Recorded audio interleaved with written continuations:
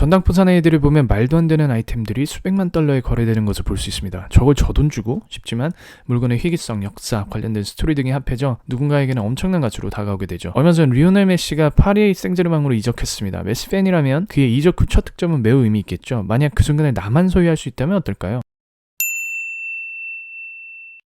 오늘은 NFT에 대해서 이야기해보려고 합니다. 기술적인 부분은 차치하고 과연 스포츠에서 이 NFT가 어떻게 발전하게 될지 생각해보려고 합니다. 관심 있는 분들이라면 아시겠지만 요새 이 NFT가 난리입니다. 트위터의 파운더인 잭 도스의 첫 트윗이 약 30억 원에 이런 말도 안 돼 보이는 디지털 픽셀 아트가 수억 원에 거래되고 있습니다. NFT는 Non-Fungible Token, 즉 대체 불가능한 토큰입니다. 쉽게 말하면 복제가 불가능한 유일무이한 에셋이라는 이야기인데요. NFT의 가장 큰 특징은 블록체인 기술을 통해 가품이 존재할 수 없고 디지털 에셋으로 실체가 없다는 점입니다. 간단해 보이지만 이 때문에 NFT를 이해하기 쉽지 않습니다. 저 역시도 마찬가지고요. 이해하기 쉽게 조던 리셀러 한 가지 예를 들어보겠습니다. 에어조던 넘버링 시리즈는 최초 출고가의 몇 배에서 몇십 배까지 프리미엄이부터 거래가 되고 있죠. 이는 인트로에서 전당포 사내들을 예로 든 것처럼 제품의 희귀성, 역사, 그리고 스토리가 합해져 제품의 가치가 달라졌기 때문입니다. 이럴 때 항상 가품에 대해서 걱정하게 되죠. 특히나 단순한 넘버링 시리즈가 아니라 만약에 조던이 실제로 착용했던 제품이라든지 이런 억 단위로 넘어가는 제품이라면 그 걱정이 더 클 수밖에 없습니다. 진열만 해놓을 제품인데도 말이죠. 그래서 전당포 형님들도 맨날 전문가들 불러다가 감정을 하고는 합니다. NFT는 고유한 아이덴티파이어를 통해서 디지털 원본을 추적하기 때문에 사본을 만들 수는 있어도